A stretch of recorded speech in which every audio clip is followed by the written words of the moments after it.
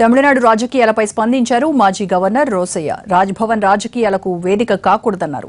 ఏ కారణంతో గవర్నర్ జాప్యం చేస్తున్నారో తెలియదన్నారు. పన్నీర్ సెల్వం ఎప్పుడూ సెకండ్ ప్లేస్ లో ఉండేవారని, జయలలితను శశికళ రీప్లేస్ చేస్తుందన్న నమ్మకంతోనే ఎమ్మెల్యేలు ఆమె వైపు వెళ్లి ఉండొచ్చని అభిప్రాయం వ్యక్తం చేశారు.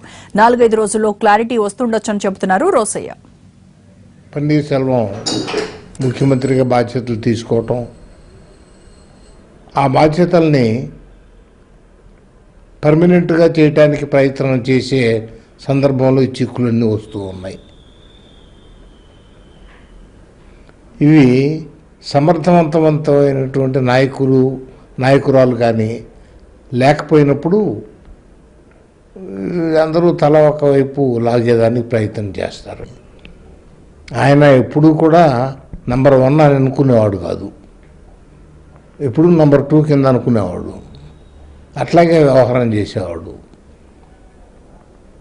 జయలలిత ఉన్నట్టుగానే మరొకళ్ళు ఉండాలి అని అంటే సాధ్యమయ్యే మాట కాదు. లేదు మరొకళ్ళు ఉన్నట్టుగా ఇంకొకళ్ళు ఉండాలంటే సాధ్యం కాదు. ఏదో ఒక్కొక్కరు ఒక రకంగా ఉంటారు. బయటికి ఎప్పుడు రాజకీయ వ్యవహారాల జోక్యం కనపడేది కాదు. ఆంతరంగికంగా ఉండేదని అంటారు. సలహా చెబుతుంది అని, సలహా తీసుకుంటుంది ఆమె అని అనేవాళ్ళు.